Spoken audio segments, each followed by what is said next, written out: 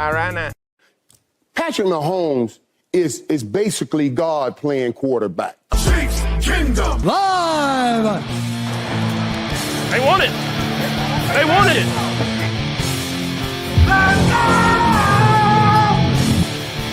Yeah, when it's grim, be the Grim Reaper. Go get it. That's a different tier right there, baby. Yeah, we're not having a snowball fight.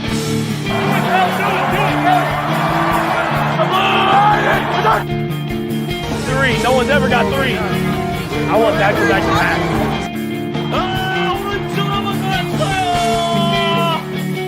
The Lombardi Trophy is a red and gold reflection. Touchdown! Kansas City! One of the greatest duos in the history of the National Football League. Patrick Mahomes to Travis Kelce. Let's go! Do it live! You gotta fight for your right to fight! It'll get handled when it gets handled. Hey-o. Howdy, Chiefs Kingdom. It's Wednesday. It's 8 o'clock. It's Chiefs Kingdom Live. Thank you so much for joining us. As always, real quick, if you wouldn't mind, before you forget, make sure to click and tap that like and click and tap that subscribe. Tell some friends, tell some family members, tell some Chiefs fans. Help spread the word. We'd sure appreciate it. We got a good show lined up for y'all tonight. Missed last week, so we got extra stuff to talk about. Another nail-biting win against the Raiders. Got a big game against the Los Angeles Chargers at Arrowhead with the AFC West title on the line. We're going to get into that. Looks like the chat's filling up early tonight. We got Maria and Big Doug and Brenda and Cole in here. It's good to see everybody. Hope y'all are doing good. We got Bo's rebooting the old internet router to try and get some technical issues sorted out on his end, so he should be popping back in here any minute. Nick, how are you doing? I am doing great. Every time I watch that intro, I'm like, wow, that actually makes the show look pretty good. So, and then also, we were at my wife's aunt and uncle's down in Texas for Thanksgiving. Happy belated Thanksgiving to everybody in the chat. And they were showing there's hey, what's up? Hey, Bo, you look good down there. Yeah. Oh, it just came in clear. Nice. So they had the preview for the Chiefsaholic Amazon Prime show. I don't know if you've seen this. They're doing some kind of mini series or something about it. Commercial for it. And I see Johnny B-Sides being interviewed for the thing, and I was like, hey, we had that guy on our show. It's Right. kind of wild seeing that on national TV there before the Chiefs game. So how are you doing, Bo? I'm doing good, man. Had a great Thanksgiving. Had the fam in town. They just left a couple days ago, so it was quite the Thanksgiving week there. But no, doing good. Stressful win, but hey, another W. Playoff bound. Let's go, gentlemen. How you guys doing? I'm doing good, man. Doing real well. Just getting to the end of the season here. Went to another nail-biting win over the Raiders on Friday. Turned Black Friday into Red Friday. That was kind of cool. Took someone to their first Chiefs game. Chiefs Raiders. That's a good one to get your first experience at Arrowhead. So it was a lot of fun. Close game. So. Yep. I don't know. Nick's Bo's volume's a little low to me. I don't know if he's a little low to you too or not, Nick. But just Ted. I think he's just happy to be here right now with his right. His technical problems. Right. He's clear. Wouldn't be a show if there wasn't something wrong. In this case, there we go. Things tonight. Sorry, there we go. It's all good. We'll get it figured out one way or another. We've only been doing this for 3 years, so one day we'll figure this out. Let's just get into. We got a couple games to talk about. We didn't have the show last week. People were traveling for holidays and had family early holiday Thanksgiving dinners and whatnot. So Chiefs get a couple of nail-biting wins against, I don't know what you want to call the Panthers and the Raiders. Scrub teams. cellar dwellers, losing teams. I don't know what the right word is to use for those two opponents, but was hoping for some easy wins in at least one, if not two of those games. They did not have glossy records, but the Chiefs still get the win, and they're 11-1. They have the best record in the NFL. Let's just get our thoughts on how we feel about a couple close wins over some. I mean, definitely you can say the Panthers and the Raiders are not in the Chiefs league, right? I mean, that's safe to say. Nick, how do you feel about a couple of eking out a couple victories against some teams that you thought maybe was an opportunity for maybe an easy win?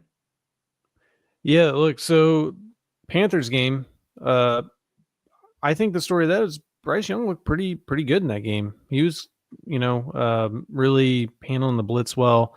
You could tell that they were really coming at him. Mahomes was Mahomes when we needed him to be Mahomes in that game. Really, the for me, it's like I think that the Raiders game on Black Friday is probably the maddest I think I've ever been after a Chiefs win. I've been pretty mad after some losses, but like you're not really always like all that mad after you win a game. I was actually upset after that win, just because it's just like this is just what we're gonna do. We're just gonna fuck around, and somehow miracle wins are gonna happen. But it was just and now that time's settled, I feel differently, right? Like we're 11-1, but just watching that game just kind of collapse around the Chiefs, and then they just kind of pull somehow. Miracles do happen, and they happen to the Chiefs happen quite a bit. So, so I'm not gonna be too upset now. But yeah, that's probably my experience over the last couple of weeks. What's that old saying? I'd rather be lucky than good, right? Yeah. A lot of the time it's better to be lucky than good. So, Bo, just overall thoughts, feelings about the last two wins for the Chiefs.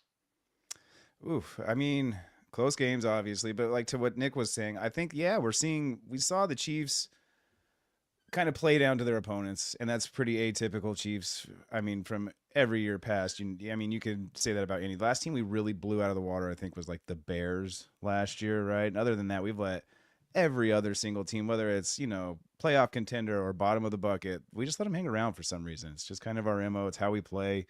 It reminds me of the old UFC fighter Forrest Griffin. Like, he's such a good fighter, but like he would just let guys punch him in the face. And he said, like, I like it. It wakes me up. It lets me know I'm in a fight. And you're like, well, that's how you're going to go to sleep one time when you're not even going to realize it. But it feels like that's what we're doing. It feels like we're letting guys just punch us in the face. We're like, oh yeah, we're in a fight. Here we go. And then somehow pull it off, right? Like Conor McGregor style or Forrest Griffin style. But I feel like what we saw was also the Panthers coming to form. We saw that a little bit this weekend.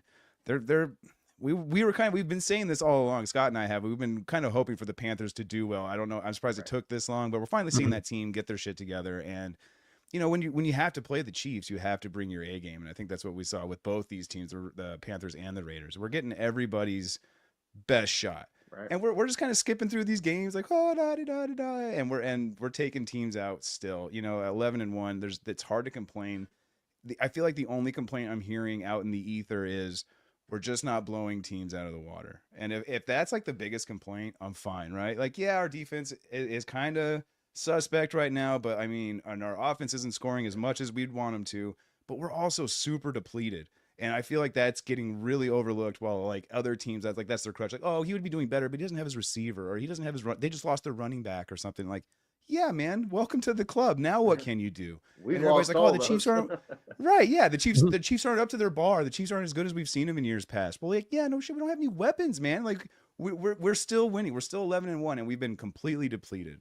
And so I think that's kind of like the biggest takeaway is like, man, we're starting to come to form. We saw Pacheco come in, and like, you really see that different running style when he came in. You're like, oh, wow, this is going to be fun, right? Immediately, you're thinking like, okay, is he going to take it easy or anything? Nope, that dude's biting air, just going after it, right? As soon as he gets in, you're like, this is going to be awesome. Such a cool combo, but we'll get into that later. My overall feelings, though, is that it's not as bad as Chiefs Kingdom's making it out to be. I know there's lots of worries on defense right now, but if you look at that game a little bit further, especially the Raiders game, we held them to like 3 points until the beginning of the end of the third quarter, beginning of the fourth quarter. Right. They happened to score 2 touchdowns in like 4 minutes, but I think that would be more on special teams than anything. But overall, it's just not as bad as I think it is. I think we're right there. We saw flashes of brilliance from both sides of the ball, and I think it's just right there, waiting. The iron's just ready to be struck now. Right.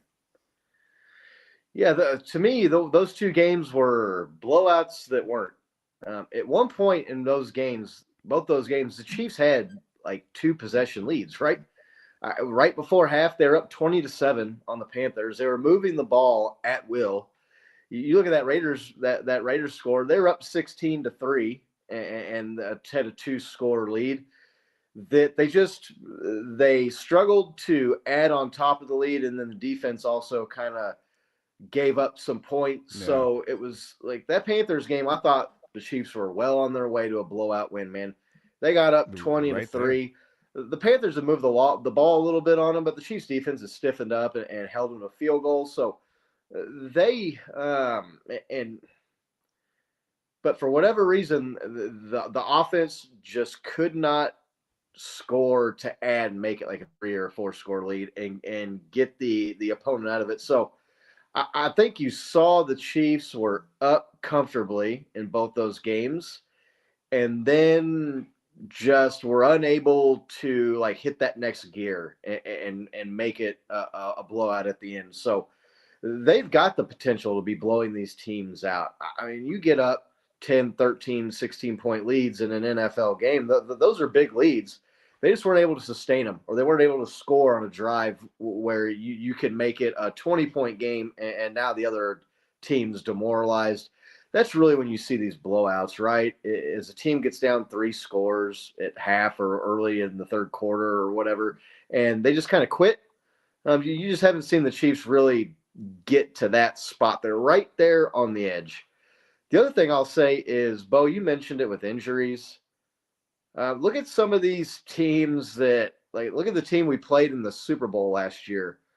They've been hit with some injuries here, and they are looking like they're not even going to make the playoffs. Right. The Chiefs are hit with injuries at wide receiver 1, wide receiver 2, running back 1, cornerback 1.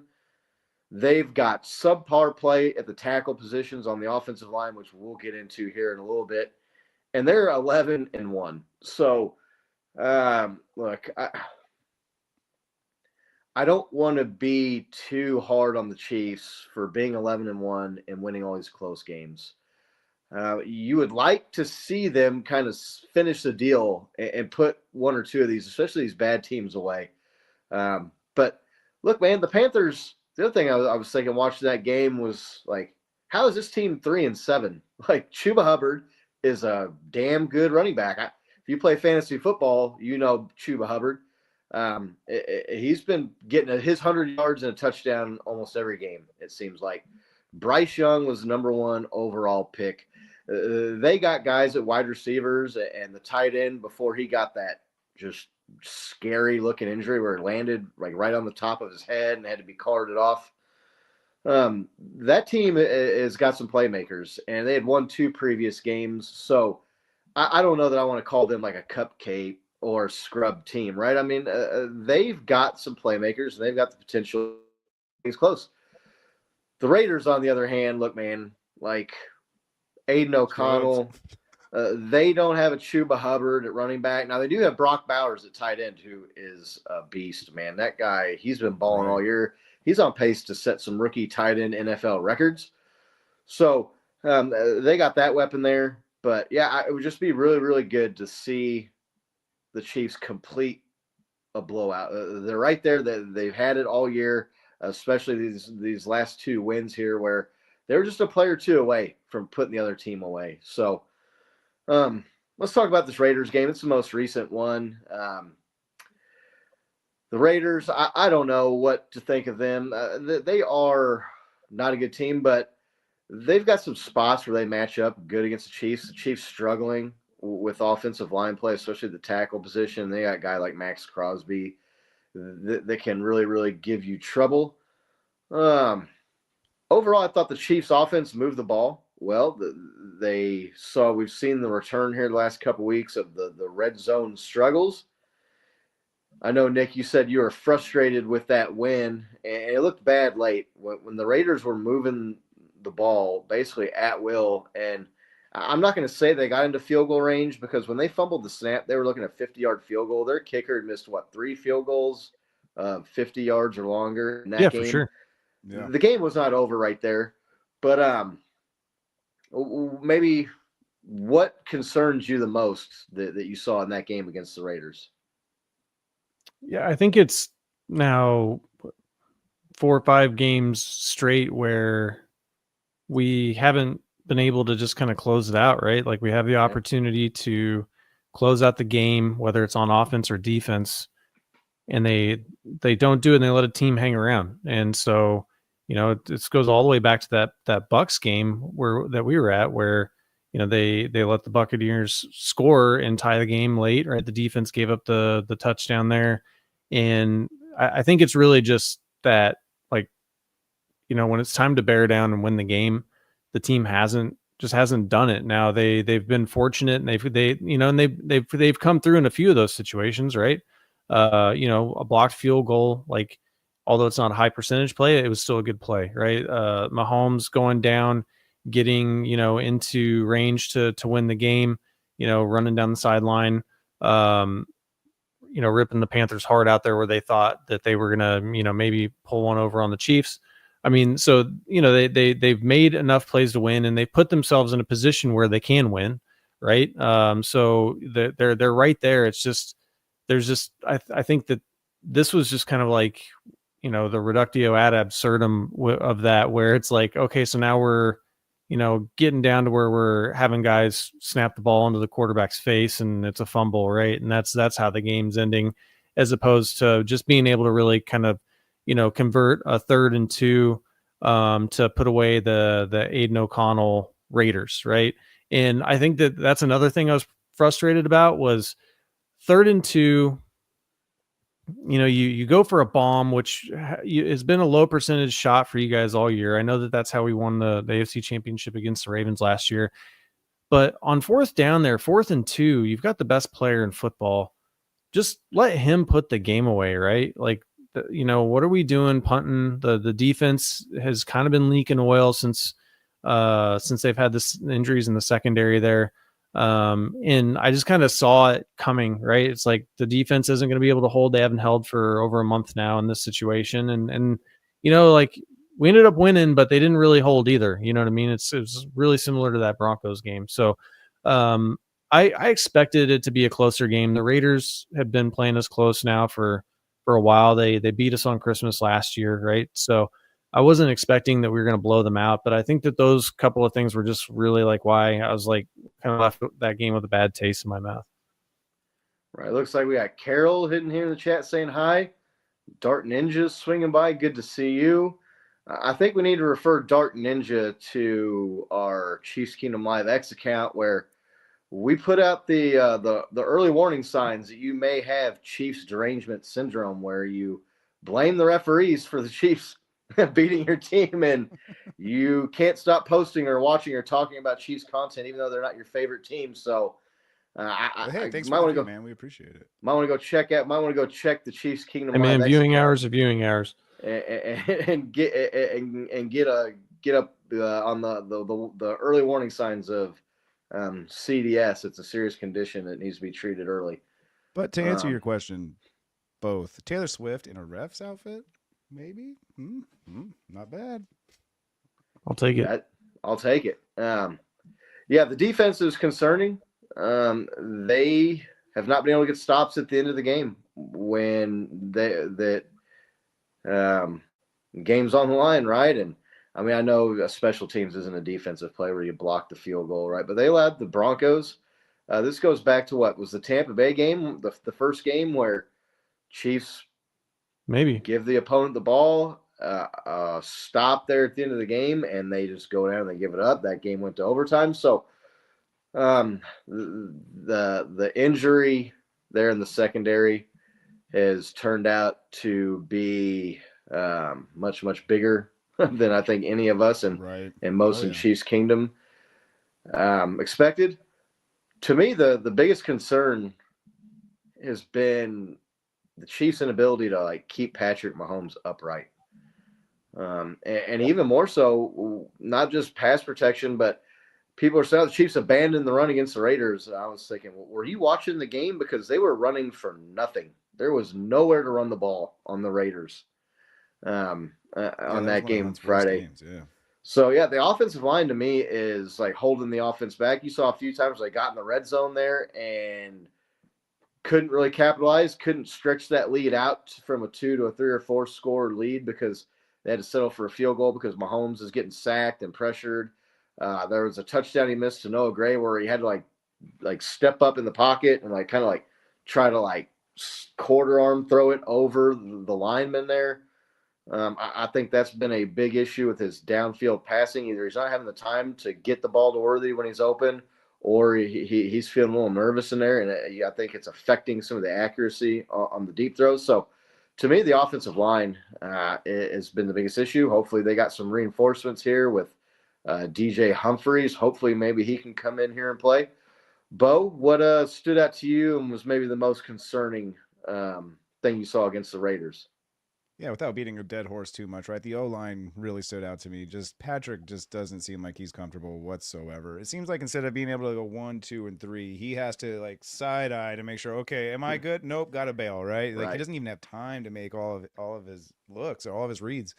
But other than that, I think the most concerning thing to me is what we saw in the first 8 weeks versus what we've seen in the past few is that we're not able to lean on our defense all the way, right? And I don't know if that's just because like morale or whatever. Like I said, like I feel like they did decent, right? I'm not going to sit here and give them like an A grade by any means. There's obviously some kinks in our armor there where tight ends are just burning us, and I don't know what's up with McDuffie. Maybe he just had an off day, but he just did not look like he was. Yeah. He looked like he had 2 left feet out there. Just couldn't get in position at all, and was having their guys were just making plays over him that just made him look like. And I mean, he kind of got beat and had some struggles in the Panthers game as well. Right. So I mean, the way we can't lean on the defense anymore is what I'm concerned about. Right, I think that's what's really keeping these teams around. The fact that the defense is out there 7, 8, 9 times a game. I think it's just one, physically depleting and morally depleting. Like just to like. Come on, guys, give us something more than a field goal here. Like take 2 more minutes or give us 7 points. Like these field goals are not working for us. And I think that's going to be one of our biggest issues going forward, right? Is whether or not like we can get healthy enough in time to where we can either lean on the defense or have some of our offensive weapons get back and score more points. So one of them's got to do better. And I'm kind of looking at the offense right now to be a little bit more productive than I am the defense to. I mean, we held them to 17 points. I mean, and 14 of those were in like 4 minutes. And so it's just like, I can't blame the defense too much, even though, I mean, it's just like you do want to ask a lot of them, but it's like 9 drives later, you're like, man, how tired are these guys? So, yeah, and the Raiders were moving the ball on the Chiefs defense. I mean, they'd only give up 3 points, but the Raiders missed 3 field goals in that game. So, I mean, the Chiefs got stops and they were long field goal attempts. So I guess I can give the defense a little bit of credit there. DJ Humphrey, Brenda's bringing him up here in the chat. We were just talking about him. He's a guy that, I mean, he's got to be an upgrade from what they've had at left tackle. You would hope, right? I mean, I hate to beat up too much on Wanye Morris. I think maybe you're seeing that he left that game a couple weeks ago with an injury, right? And they kind of said, hey, man, we need you to go back in. And to his credit, he manned up and went back in and played hurt. Maybe he's not 100% right now. Kind of like, Butker last year, right? He wasn't himself. And I'm not saying Wanye Morris is going to be a potential future Hall of Fame left tackle, but you're watching the guy underperform. I wonder if maybe there's a little bit of an injury there, and that's all they've got, right? I mean, at some point, you got to play with the guys you got. You got to dance with who you brought, right? And so you saw him move Joe Tooney out to left tackle and put in a guard. That kind of was like a bandage there. If this DJ Humphries can come in and help solidify that left tackle position, Nick, you think that is like a magic wand for the offense? Yeah, I do, right? Like I think that what you're seeing is the Chiefs' problems with their O-line get amplified. You like how he just asked that question and then dipped out. So what do you think? and I don't care. It's like, all right, I don't care what you're going to say. But I think that anything that you're doing or you have issues with, right, gets amplified at the goal line because the field's compressed. There's a lot more defenders, right? So, like in per yard, right? Not more obviously on the field, but I think that that's really where the red zone struggles are. We're not able to really run the ball all that effectively in those situations. And Patrick, you can see it. I mean, I don't know that I've ever seen Patrick look that frustrated Right. with his O-line on the field as he did after that 3rd and goal where, he just got walloped and didn't have any time to throw the ball. So I think that if you look at, the receiving core that we have, uh, you know, Travis Kelce is having a good season. He's not having one of his all-time great Travis Kelce seasons, but he's having a good season. He's especially come alive, as the season's gone on. Noah Gray is emerging as a good pass catcher. D-Hop, I know he said he's going to check himself into therapy because he dropped a pass in this game. But the guy, he's like a vacuum cleaner for the football. If you get the football anywhere near him, it's like the ball just, it's like a magnet. Like it just he just catches the ball. That one pass, just to that point before you move on. Yeah. That one pass where they threw it to him going down the left sideline, I didn't think he had any chance of catching the ball. And then he slowed down and turned around and jumped and caught the ball. And I mean, that is an all-pro veteran move right there. And we'll talk about him more coming up in the thing. I see our man John V's in the chat. What's up, John dude? V. Oh, Good shit, to see John you, V. man. His man? Niners are having a hard year. I hope you're hanging in there and doing all right, John. They've been blasted by the injury bug as well. So, but sorry if I made you lose train of thought there, Nick. No, that's fine. And then the last thing I was going to say is, Xavier Worthy, he's been getting open downfield, and I think that, look, Patrick's missed him on some balls. They may not be quite on the same page a couple of times, but he hasn't got his I do feet in think a couple that times. some of this is because Patrick is worried about getting smoked, right, while he's trying to throw the deep ball. Completely. So I do think that it is a magic wand. It's not a magic wand to where they are all of a sudden going to score 45 points a game, but a lot of these situations where they're kicking field goals turn into touchdowns. And if we convert, half of those field goals into touchdowns, then we're winning these games pretty comfortably. So I think that if they can fix that position, I do think that you're going to see a team that looks totally different on offense. Yeah. Bo, how much would maybe solidifying that tackle position help the offense, you think? I agree with Nick. I think it would be an immediate game changer if we get somebody in there that can at least put half a block on a guy instead of guys just running around them completely untouched.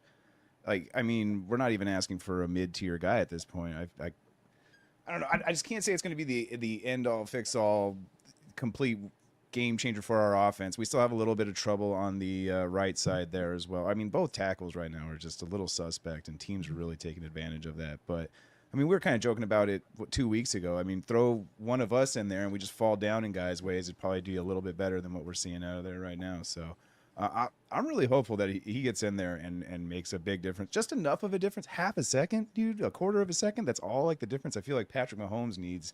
And find the guys that are completely open versus having to scramble, worry about getting absolutely lit up. What was that, 2 games in a row with 5 or more sacks? Just absolutely ridiculous line play. So it can't be worse than what we have right now. So yeah, I saw a stat the other day someone put out where it said that Patrick Mahomes, the sack he took, put him one away from his season high sack numbers, and there's still 5 weeks left to play. Yeah, it's affecting him, man. I honestly think that if this Humphreys guy can come in and they can find a solution at left tackle and just bring somebody in, I'm not expecting prime Willie Roaf, but just someone that can buy you, like you said, Bo, that extra half a second or second, get Patrick settled down a little bit, buy him that little bit more time for to find these guys open further down the field, him feel a little more comfortable. I think you see the deep passing accuracy. I think you're going to see that come back. I think you're going to see a comfortable Patrick. That's going to make a world of difference for this offense. So, right. Fingers crossed that guy can come in and play this week. I was on a little bit of a rant on the phone with Big Doug the other day saying, "Why isn't this dude played yet, man? Like, get your ass in there, like, bro, like." I don't, you hear, oh, he's got to get used to the system or he's got to do it. Man, get his ass in there and have Joe Tooney say, you're blocking 57 on this play. You're blocking 62 on this play, man. Like, come on. I get that the offenses, are complex, and I get that football is not like Madden or something that is a little bit more difficulty to it. But also, I mean, this shit ain't brain surgery either, man. Like, John V's in the chat here. I remember Christian McCaffrey when he got signed by the Niners, and they're like, oh, my God, he's playing against the Chiefs, and he's only had 5 days. He's been on the team less than a week. Bro, you hand the ball to the guy, and then you run. Like, come on, yeah, man. like the Forrest Gump signs, run that way. Right. Like, it's so, man, I mean, unless the guy is still hurt, recovering from injury, which I think is part of the reason he wasn't signed by another team yet at this point, get your ass in there and play, man. We need something at left tackle. So we'll see how that can help out here. Let's talk about the good. To me, the most encouraging thing I'm seeing, especially this game Friday, DeAndre Hopkins looked like a number one receiver. He didn't get in the end zone, but he came close, and he was damn close to having 100 yards. He would have had 100 yards if he didn't have that uncharacteristic drop. We're talking about Hollywood Brown coming back here. So I really like what I saw out of D-Hop. Nick, it seems like maybe they've waited a few weeks to ease him into the offense. I know he was dealing with a knee issue of his own coming in here. Do you expecting to see more D-Hop coming up here down the stretch and into the playoffs? Yeah, definitely. I mean, I think that he's been with the team now for, was it 6 weeks or, and you just see him getting more comfortable. You see Patrick getting more comfortable kind of throwing the ball when he looks like he's covered, because Patrick's like, dude's going to catch the ball. I mean, even though he didn't, land in bounds, that catch that he had at that back of the end zone was sick. I mean, one-handed as he's, behind him. So I think you're going to see him be a huge impact player for us down the stretch here. We're looking at, also getting Hollywood Brown back. I say that 5 times fast. Week 17, I think. So, I think you're going to see some of these guys come alive. But D-Hop he's getting more comfortable in the offense. He's getting open. He's making some really important grabs. Even though he dropped that third down ball, I mean, he's open. There, he found a spot, right? A soft spot there to get open on third down. And, people drop passes, but I guess it's just endemic of the Chiefs, right? They're like, hey, dude, like, you dropped a crucial third down ball. You're officially a Kansas City Chief now. But yeah, dude, I'm excited. I'm excited to see what we're going to have come playoffs for this group. Bo? Completely. What are you looking for out of DeAndre Hopkins the rest of the year? I mean, other than, what Nick just said, I mean, great points, man. His pass catching ability, his ability to get open, his feel for the game, his sheer athleticism. I'm really liking what he's doing for all of our other receivers. He's letting them get open. He's letting them get some breathing room. All the defenders are really going to be distracted with him now. I mean, you're seeing Kelsey open up a lot more. I mean, they're again, not just getting in the end zone, and they're not having all-star games, but you're seeing him come to form a little bit more than we saw either of those two guys at the beginning of the season. So I really like what he's doing, opening up everybody else's potential.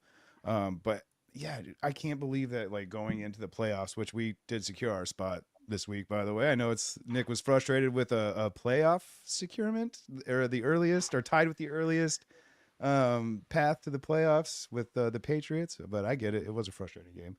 I was upset we won. I was upset how we won.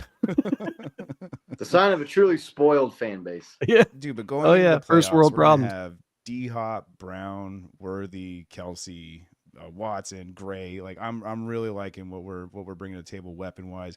Pacheco and Hunt, like, we saw flashes of what that's about to be. I mean, that's only going to get better in the next 4 weeks.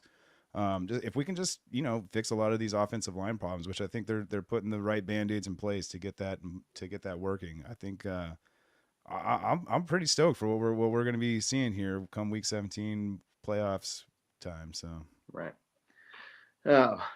Kevin was bringing up a question about how he felt about the wide receiver room possibly being that next year. Yeah, I'd take that. I'm not sure how long it's going to be for Rashee Rice to come back. I want to say he got injured week 4, and that injury is usually about a year. So I think you're going to probably see him come back early to mid next season. Hollywood Brown was here on a 1-year deal, and he was ring chasing. That might still come to fruition here if he can come back for the playoff stretch, but right. not sure where the Chiefs go if he wants to sign another 1-year deal. Might have to, unfortunately for him, after the injury. So looks like our one-man show. Big Brian is in the house. Good to see you, man. Hope you're doing well. Another positive sign I thought too is we saw Chris Jones get a couple sacks in this game against the Raiders. Charles Omenihu comes back. He made a big stop tackle on a 4th down that put the Chiefs in good field position. Omenihu coming back maybe can take some of the pressure off of Chris Jones and George Karlaftis, who also got a sack in this game.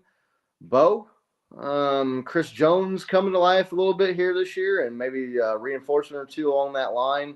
We can kind of help see him make some game-changing plays, you think? Oh man! Not only do I think we instantly saw it, right? As soon as you get some guys in there, you see what happens. That they just break down guys. You can't dedicate as many guys to Chris Jones. You have to give up that gap, and he just seems to be able to shoot right through it, man. It's fascinating how almost every play that guy gets held because of how quick he is for how big that guy is. It seems like he's in the backfield before they're handing off the ball sometimes. But with that being said, yeah, you're going to see guys definitely come to form with him doing that. It's about time, though, man. Like I kind of feel like he's had a really quiet season so far, and I guess now is a better time for him to start popping up than earlier in the season and have him fall off. But no, dude, our defense, like I said, I think it's right there to being that top 10, top 5 defense easily, right? They've got to clean up a lot of the basics. Goddamn tackling just seemed like it was an issue this past week against the Raiders. There were some really basic blown coverages that I think are going to be really easy to clean up. I heard some reports that Jalen Watson might be coming back around Christmas time too. That might be huge. Wishful thinking, but I did hear reports that he might be coming back for playoffs at least. So I mean, getting some strength back there and everything, I think is going to go just a long way for everybody, man. It's hard to say like how depleted we really are, and like it's that bend don't break, and we're that close to breaking, and it's I feel like we're kind of rebounding finally. It's been, and now we're finally coming back. Just clean up a lot of the stupid stuff. But one thing I've been really excited about is like the turnover potential. We're not really turning it over on offense, and we're like batting down balls this close to strip sacks and everything. We had that turnover at the end to win the game. I mean, it's right there for us to start taking the ball away from more, and I'd like to see the defense do that. And I think it's right there. So I think it's there. I'm not as worried as Kingdom is about the defense being completely washed right now. Nick, how excited or encouraged you about what you saw of the defensive line there and being able to get to the quarterback? There were still a lot of plays where Aiden O'Connell had way too much time, but you think that's something the Chiefs can improve on? You think maybe Omenihu coming back, Chris Jones reemerging in the box score with a couple sacks, has that got you interested or excited? Yeah, definitely. It'll be good to see what Omenihu can do. Also, Joshua Uche, as he gets a little bit more familiar with what they're doing in Spags defense there. His snap count I think has been relatively low since they brought him in. So I think that getting him off the edge. I mean, one of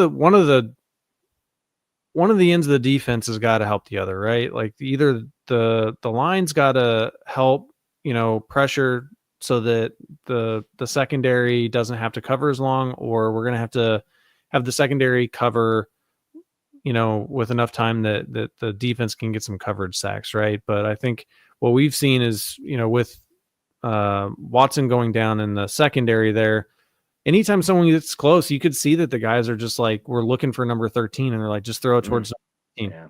Like, I mean, it even when we were bringing all out blitzes the last couple of weeks, you could see that they had identified, look, just throw it to wherever that guy is on the field. And, you're probably, there's been some good throws in those situations, but so I think that, hopefully getting some fortification back here with Omenihu and Uche will really help out that secondary and those issues. But yeah, I mean, look, Chris Jones had a good game. He had a couple of sacks. It had been several games since he had a sack, right? Right. But really, still, I do feel like our pass rush has been lacking. You know, I feel like it was lacking in that game, especially in crucial moments. Chris Jones, like kind of his, you know, where he's hung his hat in the league is not just that he's gotten sacks, but he's gotten sacks when it was really important to get sacks, right? Right. He's getting them at the right times. They're not empty plays. And there was a couple of times there during that game where we really needed someone to step up and just kind of crush their offense. And it just really didn't happen, you know? So, yeah. Yeah, I'm hopeful that we can see Sack Nation come back to life a little bit here. I mean, if you're depending on them in the secondary to step their game up, I think you got to depend on the defensive line. They've got Aminhu back. They've got Karlaftis healthy. They've got Chris Jones healthy. The secondary in the Chiefs is depleted, man. Like, yeah, sure. Number 13, you mentioned Najee Johnson. That guy, you're talking about like your third or fourth string corner from last year is now thrown into a starting role with the trade of L'Jarius Sneed and then the injury to Jalen Watson. They benched him. He went and rode some pine with Wanya Morris there. They put in Josh Williams, number 2, made some nice plays, but also I want to say gave up some big catches. I want to say that was Justin Reed was in the coverage on the long touchdown pass. Look, man, that ain't his game. Trying to cover a speedster wide receiver 40, 50 yards downfield. That's not that dude's specialty. Like I like that guy like a Daniel Sorensen, right? Like a Dirty Dan, like a hybrid linebacker / safety who's going to come in and help stuff the run and be a physical player, but not necessarily someone you can kind of count on to be covering wide receivers 35 yards downfield. So that was a good play design and a kind of a gotcha moment for the Raiders against the Chiefs defense. We'll see what they do. I don't know if Joshua Williams, I don't know if you see number 2 getting the start from here out. I can't imagine that Najee Johnson's got any confidence right now. And again, this is nothing personal. Like we've talked about Clyde Edwards-Helaire and Wanya Morris. These guys look like it's just a results-driven league and game. And if you're not getting the job done, they're going to go to somebody that will at some point. So we'll see what they can do there moving forward. I kind of glanced over, and we should have brought him up before we moved off of the offense. And we were talking about D-Hop. Noah Gray is turning into a damn stud this year, man. Another big game catching the ball. I'm not going to say that Travis Kelce's washed. We've talked about this before. I think coming down the stretch here and into the playoffs, you're going to see Travis Kelce return to form and have these games he's had earlier in the season where he's getting targeted and he's getting catches and he's getting 80, 90 yards and finding the end zone. Are we seeing somewhat of a passing of the torch here? And what do you think Noah Gray can do to this team? Not maybe just the rest of this year, but maybe moving forward into next year, Bo? I don't know if it's like passing of the torch because Kelsey's just always been a great mentor to everybody, right? But I think they're like starting to realize, hey, we might start thinking about what life's going to be like after this guy. It's no secret that he's on his back 9 of his career, right? And kind of looking at that 18th hole from across a couple holes away. But dude, I'm just baffled at what he's doing. I'm surprised. I thought he was going to do this a little bit earlier in his career. He had signs of doing this. I don't know if they just kind of like steered away from him or like the connection wasn't there with Patrick. But I think like he made that step either this offseason or these past couple games. And Patrick's just been looking to him, can rely on him. And when you're making catches like that and you're beating your coverage like that and you're wide open, like, yeah, he's going to give you the ball. So just phenomenal talent to come up. And like, shit, what a great time to do it, right? Like if this is the case where it is Kelsey's last year or two and he's coming to form, what a perfect time for that to happen. I just hope he doesn't, do too well and become a little bit too expensive for our blood for that position as we're already paying pretty we just deep signed for him, that. didn't we, to 3 years? Yeah, they just extended him out. I don't remember. So, I mean, you could always, I don't know, some guys like to hold out or whatever. I don't know that he's that type of guy or not, especially with having just signed an extension. But yeah, no. Nick, Noah Gray, this dude is catching touchdowns. He's getting open. He's making big plays on third down. He's got great hands. You don't see that guy drop the ball. How excited and what are you seeing out of Noah Gray? Yeah, look, we've kind of had the promise of Kelsey's replacement a couple of times now, and it seemed like, you know, it was going to be Noah Gray, and then as Bo said, you know, he hasn't taken that role in the offense, and then we thought maybe Fordson was going to be that guy, but he just can't stay healthy, right? So it is good to see, you know, like you definitely don't want to wait until you don't have anybody there filling that position at all, right? And so if you can see where we can see Kelsey kind of start to dip a little bit, right? Or they're you know, pitch count, saving his good games for January and February, God willing, and we can see Noah Gray start to step in. You see that kind of that smooth transition, right? Like where it's like, okay, we've got the guy, and that's exactly what John B said here. It's you've got the man in the shadow, right? Where like it's like, okay, we can see, you know, what the next generation of some of these pass catchers for the Chiefs are going to look like, and it's looking like we have that solution. And you know, even better, like we've already got him signed for fairly reasonable money for the next, you know, for the foreseeable future. It's only 3 years, but I mean, I think it's 3 years on top of, you know, his rookie deal. So I think it's a really good spot to be in, right? And it's kind of the best case scenario for the Chiefs where, you know, he's kind of coming alive like after we signed him to an extension as opposed to, you know, in that contract year. So yeah, I know I went and picked him up on my dynasty league last week. I went and got him off waivers. I know that. So that's good. That tells you a little bit of what I'm expecting out of Noah Gray moving forward the rest of this year and maybe into next year. Yeah, like I'm not saying he's passing the torch or passing the baton, but sure, I think you feel pretty comfortable with Noah Gray coming up here in the next handful of years when Travis starts to maybe, you know, get closer to the end. It saves you a draft position, right? Maybe you don't have to look at the tight end position. You can spend an extra pick on a tackle or another position that maybe is more of a need. So, Noah Gray looking like a badass, balling out, tearing it up this year. Good for that guy. He's kind of waited his turn here and kind of stepped up when the teams asked him to. I've seen some people say, former players too, and some guys on social media saying Noah Gray has always been this guy. They just haven't asked him to do this, and now they're asking him to do it, and you're seeing what he's all about. So, props to that man. He's really come up big and helped the Chiefs win some of these close games. Looks like our man JT in the chat. Good to see you. Hope your vacation went well, man. Panthers almost nipped us, man. It was a close game. I talked to JT on the phone a little bit before that game, and he was kind of like, hey, we're playing better, and they got some playmakers, and Chuba Hubbard, and maybe Bryce Young's turned the corner. They looked feisty, and that looked like a team that's headed in the right direction. So, good for JT. I know he's a diehard Panthers fan. Looks like he had a good vacation, so that's good to hear. Happy holidays to you, man. I'm glad that went well. Let's talk about this game coming up. Los Angeles Chargers at Arrowhead Stadium on Sunday night football. The anticipation's not keeping Bo awake over here. He's yawning when we're bringing up the game against the LA Chargers. Oh, we're already in the playoffs. We got a big game coming up this weekend. I can throw it back at him. Oh, are you not excited about a potential, you know, 9th straight division title game? Do you know when you're like fighting a yawn and it just slips out? That's what happened there. The yawn is undefeated, man. Sometimes you can do the old like make a face, yeah. Right, no, but yeah, JT, it looks like you guys definitely got something to build on for next year, and it's looking like Bryce Young's maybe got some confidence, and Chuba Hubbard, I know they got Jonathan Brooks, so maybe they got some good running game to lean on, get that defense straightened up a little bit, maybe get you another weapon in the passing game in the offseason.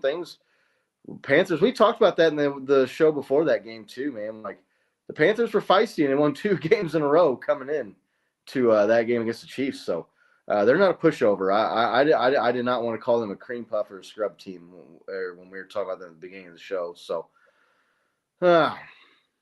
Chiefs can wrap up another AFC West division title Sunday Night Football in prime time against the Chargers. Chargers currently a playoff team, although they have not looked as explosive on offense and as dangerous of a team since J.K. Dobbins has gotten injured. Unfortunately, That's been the story of that guy's career. When he's been able to stay healthy and play, He's one of the better backs in the NFL, but he just has not been able to still. I mean, he's like the Jody Fortson of running backs for the Chargers and the Ravens before he got there. Bo, how you feeling? How confident? You feeling good about this game? Or are you nervous after squeaking by a couple of teams with not so good records as the Chargers this week? How do you think Chiefs' chances are? How do they fare? What was the phrase we used a couple weeks ago? Cautiously optimistic, right? I'm not worried, not nervous. Yeah. I'm not overly confident either, right? The past two teams it's hard to say. Any given Sunday, right? We're playing a professional football team every weekend. Anybody can win the game kind of thing. And so like you can't overlook any team or anything. These past two games though, I kind of felt like, man, I would like to see just a little bit more. And what has me like just cautious going into this week is we're facing a much better quarterback. We're facing a much better coach. We're just facing a much better organization than the last two teams that we played. And I mean, hats off to the Panthers and Raiders. They played us tight, but man, I feel like this is going to be a little bit tougher of a game.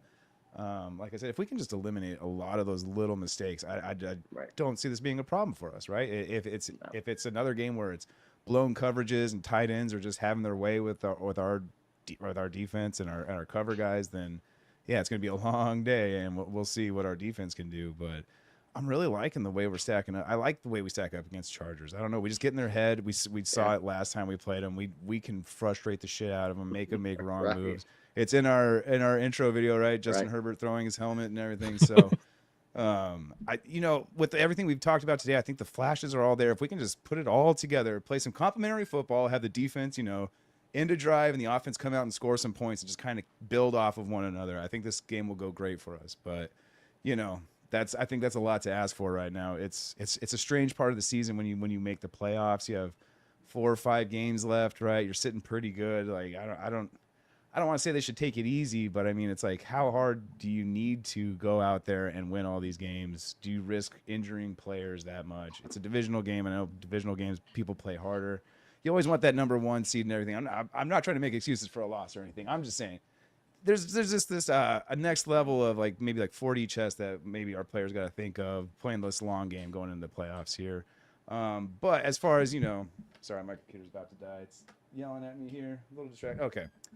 As far as like this game though, as you pointed out, we could win, the AFC West, really lock up that high seed for that division, whether it's 1 or 2 is dependent on a whole nother team, but it goes a long way for us to win this game. It's just not as necessary as I think everybody's making it out to be.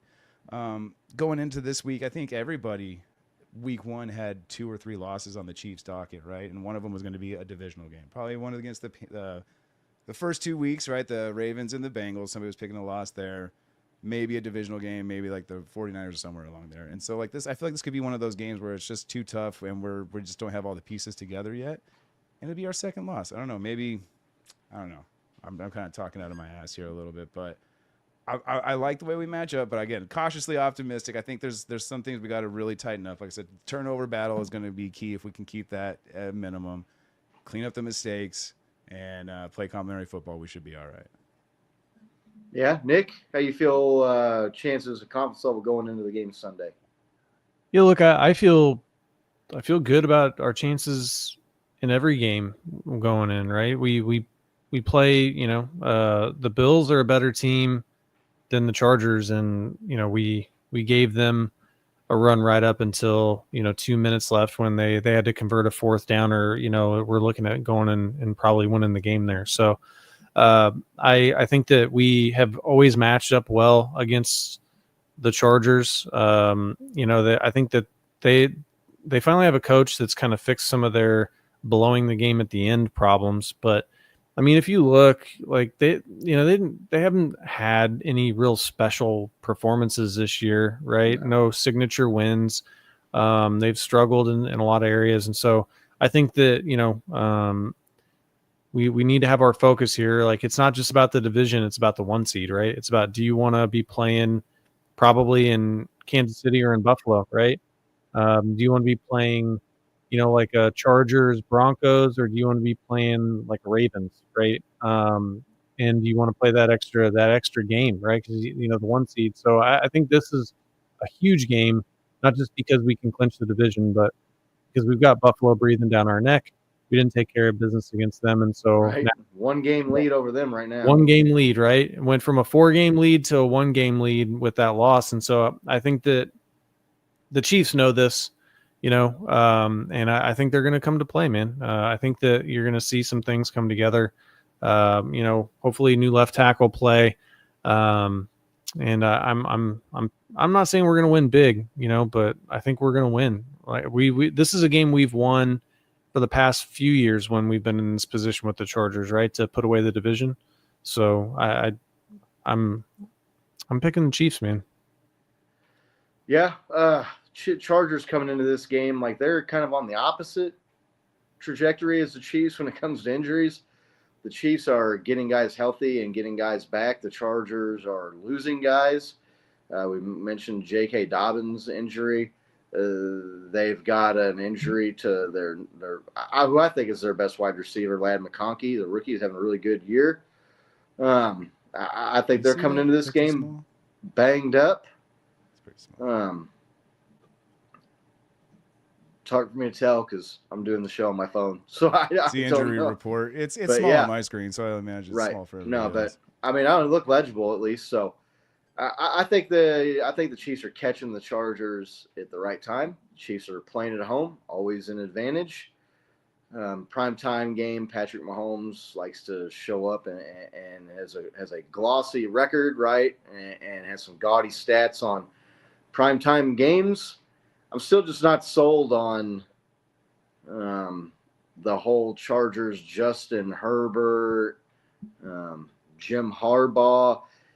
They are a team that has really leaned on their defense. I think their defense has given up the fewest points in the NFL this year. So we all know how fickle defense can be. And we've seen how defense a week or two can change a lot for a defense, especially when you're playing Patrick Mahomes and company on offense. So, look, the Chiefs are the favorite. This is a big game. I just feel, Bo, like you were talking about getting guys injured and maybe wanting to, I feel like it's a game. If you can win this game, you can wrap the division up right now. I don't know that you're going to be able to rest too much with the 1 seed in play, but it buy you some breathing room, especially if the Bills get a loss here in the next couple weeks, to where you've got the division wrapped up early and you're going to be one of those top seeds. Maybe you can put a guy like a Travis Kelce or somebody on a little bit more of a pitch count. Maybe you can hold some of the bullets back, right? You don't have to show your hand. But I don't think it's like a must win either.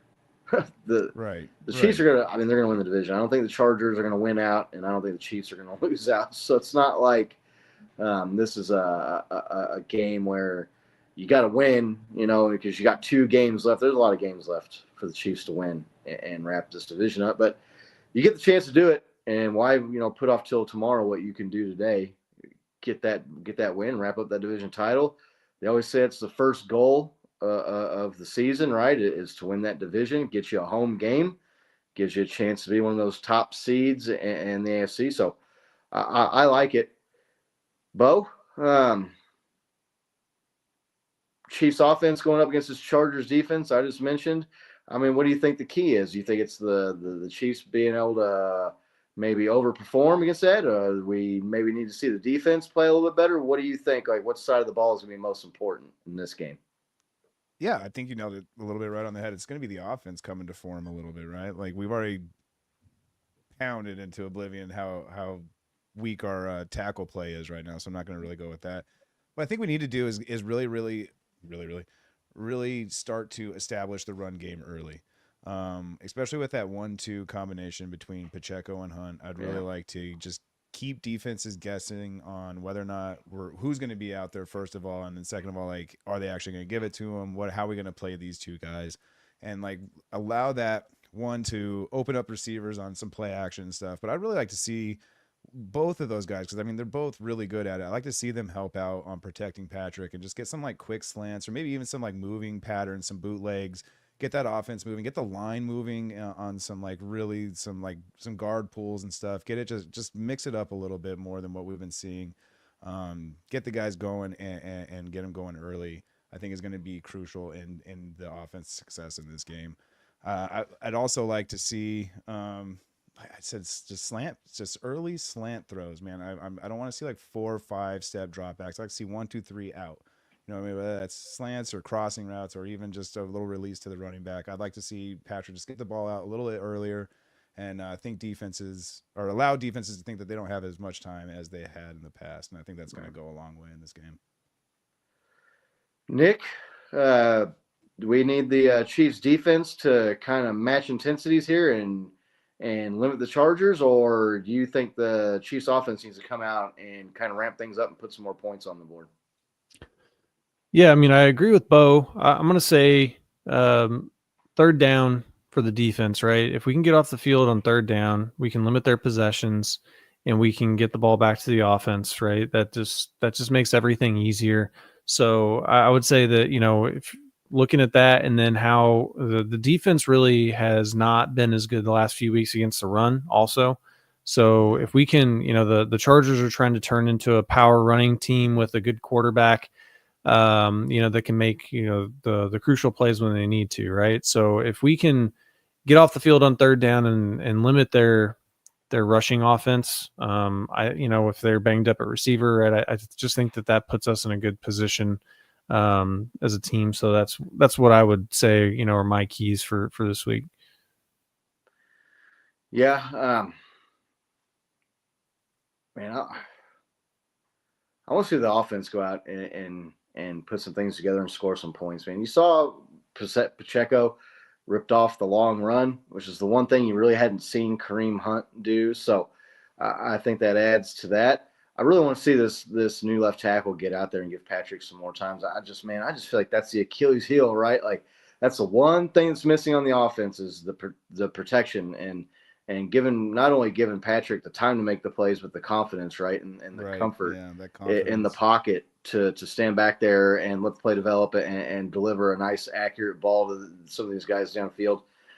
Saw the emergence here of D-Hop again, where he has an 8 or 9 catch game for 90 yards. Really hadn't seen that from him. Even the game against Tampa Bay where he had the 2 touchdowns, he didn't have like an eye-popping 90-something yards, right, where he was getting close to that century mark. So, I think the Chiefs offense is going to have to go up. I just don't know what the defense can do with the injuries and kind of like playing with a patchwork secondary.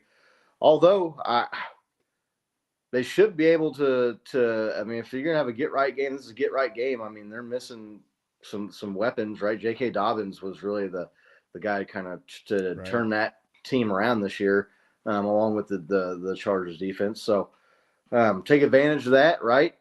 Nick, you mentioned inability to stop the run. They shut down Derrick Henry and they shut down all these top shelf running backs, and then the Raiders come in with Amir Abdullah and I can't even remember the practice squad guy's name that they brought up for the week, and they were just gashing the Chiefs on the ground, and I was like, that figures, you know what I mean? Like, right. The more you think you know about football, you find out the less you know. So, I still feel good about this game. This is a game the Chiefs have won, right? I mean, playing the Chargers, playing division opponent with a chance to wrap up the division and put it to bed. Chiefs have done that the last 5 or 6, 7 years. So I really like the chances. I think the offense has got a chance to just get that tackle play, get that line, get Patrick a little bit more time. You guys want to do some score predictions? Let's do it. If you're watching in the chat, make sure you throw up your score prediction. Who wants to go first this week? Yeah, I got it. I think it's going to be a little bit closer game than everybody's kind of anticipating. I think not anticipating. What's the betting line? It's like 3.5, 4, right? Yeah, I want to say it's like 3. I think that's going to be pretty good. I mean, shit, it's been so many, 7 out of 9 games now we've been won by 4 points or less, 5 points or less. So I think that's pretty safe to say we could probably keep it within that, especially with their defense. I'm going to say 27-24, man. Pretty close game, but I think we see our offense score some more touchdowns. I think our red zone woes kind of go away a little bit, especially with that 1-2 punch I was talking about earlier. I think that's going to really help out when we get inside the 20. But still a close game nonetheless. I don't see it opening up completely this game. Right. Laney's in here, 27-20. Big Doug, 28-21. I'm going to go 21-14. good old-fashioned touchdown lead. It's a gridiron game right there. Gridiron, no field goals. The kickers have a slow day. We should probably get some props to these backup kickers the Chiefs have brought in and just been making all these kicks. Like, those guys have been clutch. They haven't booted a lot. They haven't asked them to boot like a lot of 50, 55-yarders, but they've made all the kicks that you're expected to make, and Andy Reid kind of pointed that out. So JT's thinking kind of close to me, 23-17, 6-point win. Kevin, 10-point, 23-13. I'd take that right now. Chargers are punting like crazy, and their offense is terrible. I like it. Maybe I'm giving them too much credit. I like Kevin's. You never know. There. You just never know, man. I don't. I never would have thought that the Panthers would have put up 27. Right? That's what it was. Cole, 28-24. He's got it close. Cole's got it close. Nick, what's your score prediction? Yeah. How about 30-21? 30-21. All right. Putting up I know 30 I said close on earlier, but we got to win a game by 2 scores eventually, right? Putting up 30 on the number 1 scoring defense in the NFL. I'll take that. I like that. I think they could do it. I liked what I saw at D-Hop last week. I don't know. I don't know if the Chiefs are holding him back or I mean, there's still a lot of regular season left, so almost hard to say. Like, if they've been saving him, they've been saving him for week 13. You know what I mean? Like, if you're going to save so many things. No, I just think you're seeing him, like, get comfortable, right? Like, you always talk about, like, there's a way you got to get in there and learn the cadences, the routes, and the playbook. I mean, it's a lot to take in when you trade to a new team, so. The Chiefs aren't far off of scoring a lot of points, right? I mean, like you said, No. they've been kicking a lot of field goals, but they've been kicking a lot of really short field goals. And 20-yarders. And I think they're like an average left tackle away from putting up some pretty big numbers. So Yep. Yeah, DJ Humphrey, that signing could end up being the key if that guy can come in. And he's a good left tackle. He's good. There's from reports of practice that he's been giving the Chiefs pass rush fits, the edge guys there. So fingers crossed that guy can come in and kind of be like the magic wand and fix a lot of the Chiefs' problems. Some other news and stuff from around the NFL. I wanted to get your guys' thoughts. I've heard everybody's got an opinion on this here. The Trevor Lawrence concussion. You guys saw that play, right? I did, yeah. I didn't, man. I was a little busy. Sorry. What did Nick? What did you think about that? I'll look it up right now. So I didn't think whatever that one Jacksonville reporter thought that it was Patrick Mahomes' fault that it happened. That was an interesting take that he put 90% of the blame for that play on Patrick Mahomes. Yeah, that's another early warning sign of CDS. So yeah. So look, I don't think I think it was a dirty play, right? But this is something that we haven't talked about on the show, but a belief that I've actually held for some time now. Really, ever since Trent Green got brained on the field, essentially, when he was going to slide, and I forget who he slid against, but we were playing the Bengals, right? I remember it was the Bengals. I forget the player's name, and he was like literally never the same player again, right? Like, it was really, really sad because he was quite a bit older than Trevor Lawrence, but yeah, sure. No, I'm not saying that Trevor Lawrence is done, but I'm saying that ever since that play happened, I've felt that they should just get rid of the slide for the quarterbacks in the NFL.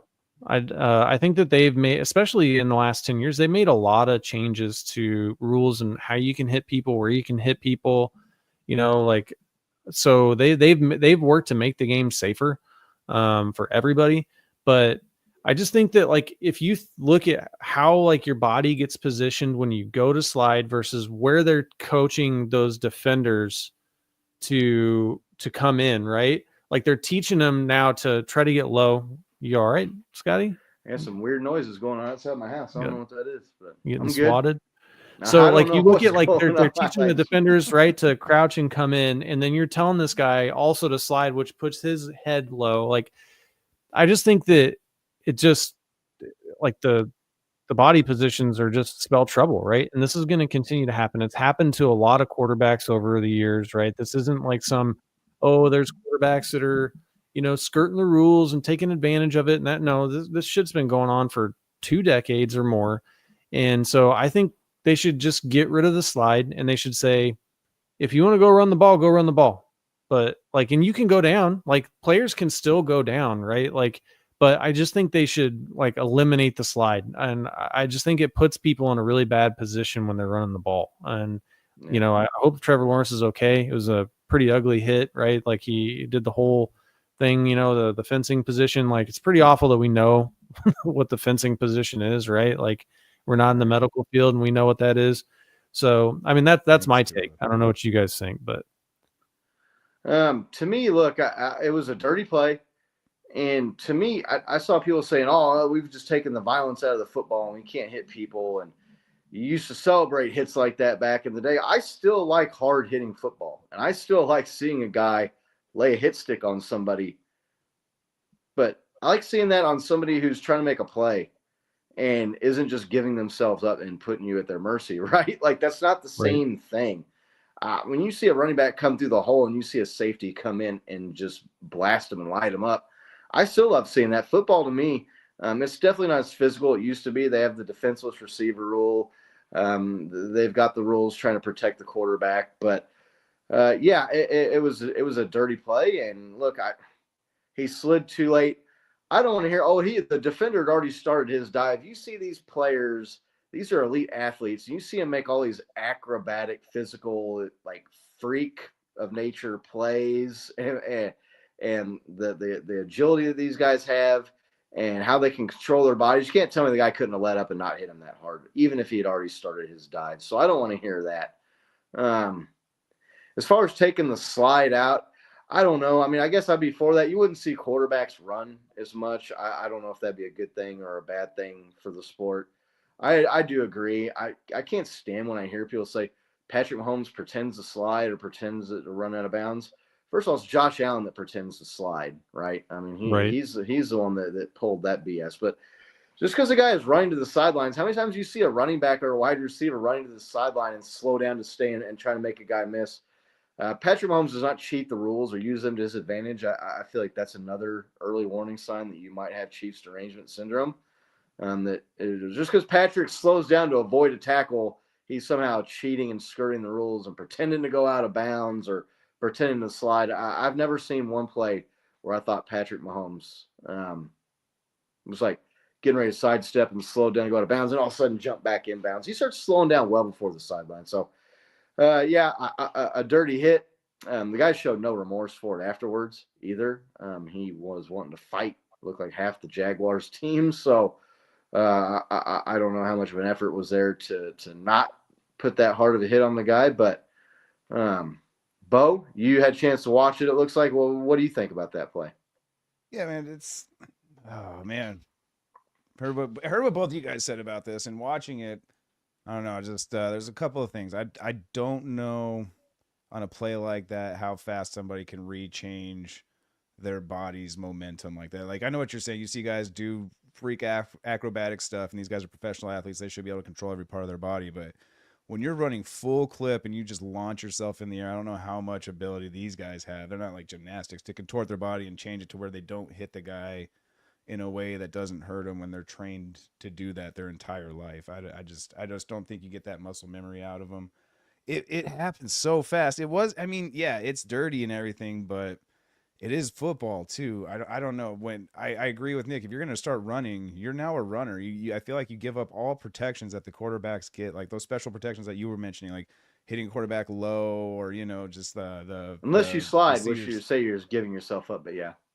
Yeah, right. But at the same time, like if you decide to take the ball and run, you're now a running back. I don't feel like you're a quarterback, and you have all those special protections just thrown out the window at that point, in my opinion.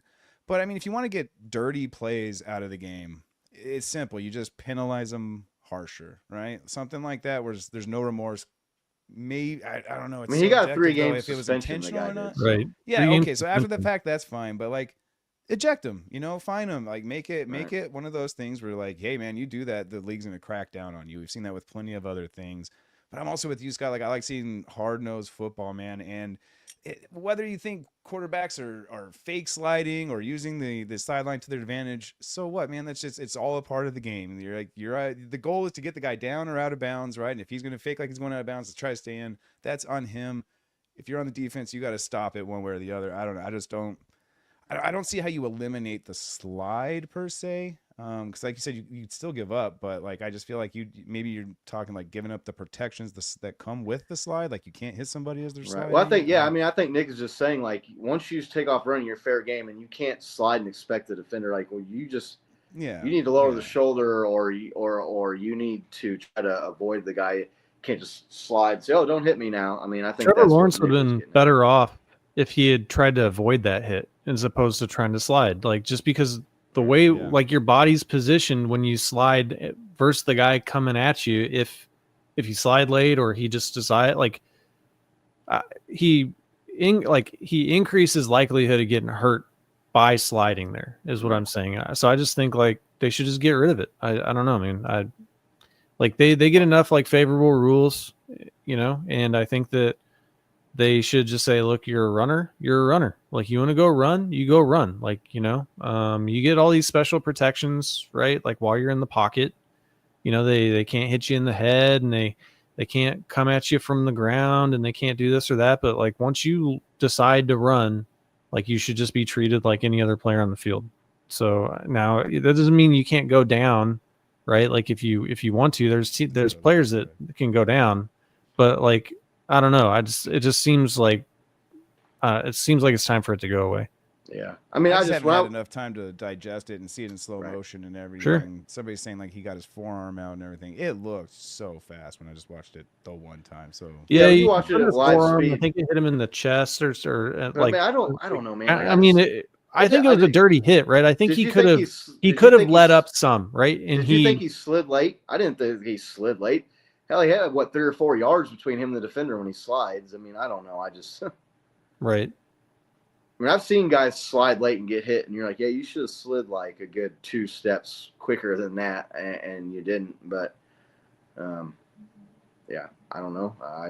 The guy got suspended 3 games. I mean, for the hit, you think that's too much? Not enough? Fair? Yeah. It's hard to say, man. Trevor Lawrence's season's over, right? So he's out for 5+ games. Oh, I don't know. Maybe. I mean, they put him on IR. They said he's probably not going to play for the rest of the year. Oh, well, I didn't see that. I mean, we've seen guys have that injury and have a concussion and come back and play in 2 or 3 weeks. So I don't. Well, their season's over anyway, right? Like they're not going nowhere. Yeah. So might as well just let the guy have the rest of the year off. So. That's a good question, JT. I don't think it's that much. How many QBs get lit up every year from sliding? Like, I don't think it's that they get lit. That it happens that often, but I think that when it does happen, like, it's a really bad injury because of the way that like their head bounces off the turf and stuff. I will say, we were talking about dirty hits. Was it Max Crosby that gave Patrick the shoulder to the helmet? Yeah. And that was like way after he slid and like the play was over. Right. And he gets nothing. Patrick Mahomes gets all the calls, right? And you see that's a Patrick call. Going like, got away with one there. Right. Yeah. I mean, dude, if I was Patrick Mahomes, I'd be pissed off. I know they sit there and they say, oh, it's a love-hate and it's a rivalry. And we get Max Crosby's a fucking dirty player too. I'm just going to call it how it is. Mark the time and date. Bitcoin just hit $100,000, guys. I mean, he punches guys in the chest. There you go. I mean, he punches Patrick in the chest and hits him in the helmet well after the ball's gone. The dude slide, and he hit him from the side. It wasn't even like that play, like where he's run up trying to make the tackle and Patrick slides and it's borderline late and he hits him. I mean, Patrick was like on the ground already sliding before Max like starts going to the ground with the shoulder and hit him in the side of the head. So I was pretty pissed that penalty wasn't called on that play. I might have yelled some expletives at the referees from Section 304. Not that they could hear me, but. Did you get your Hallmark movie pennant, Scott? Oh yeah, I did. It was actually pretty cool. Like it looked like an old like retro Chiefs like 60s or 70s style pennant. Oh yeah. And then on one side it had the whatever I can't even remember the name of the movie, so that shows like how into it I am. But that was only on one side of the thing. The pennant, the other side said like Chiefs, and it had like this old school looking like yellow circle with the white arrowhead in it, like the stripe thing. It was, I mean, it's still Chiefs gear, man. I mean, it was free, Right. so Noise. So what the hell? I don't know if there's any other NFL news you guys want to talk about or anything before we get out of here. Maybe in the chat, anybody's got a question or. I don't see any questions over here. I haven't really been looking at the chat. Sorry. Not ignoring you guys. Just I've been having. You're fine. All night. Yeah, no worries. I mean, I think we hit it all. So, Chiefs play the Chargers Sunday at Arrowhead on Sunday Night Football. They have a chance to wrap up another AFC West division title. They're how many behind the Patriots right now for the most consecutive division titles? What is it? They're I think 11 is the record, right? Yeah, I think 11 or 12 is the record, and the Chiefs are at 9. So Will be. we'll be at 9. The win on Sunday, like our chances at home, prime time against the division rival Chargers, get a chance to sweep them. They're coming in a little bit wounded. The Chiefs are getting healthy. I gotta feel like that team's itching to blow somebody out too, right? And I feel like they're just right there. Those last two nail biters, man, they were on their way, right? They were right there. They were on the doorstep of blowing those teams out and just didn't open the door and walk through it. So really appreciate everybody watching tonight. It's good to see all of our friends Thank you, and everybody. everybody in the chat. Can't thank you all enough for watching. Make sure you Good to see you click. too, John V. Good to see you too, John V. His team's having a tough year, man. That's rough. So Yeah. a little bit of Super Bowl hangover mixed in with the injury bug. So hate to see that for our man John V, the king of Ohio Niners fans. We'll be back next Wednesday, hopefully talking about another Chiefs AFC West title. Until then, let's go Chiefs. Let's go, Chiefs. Chiefs.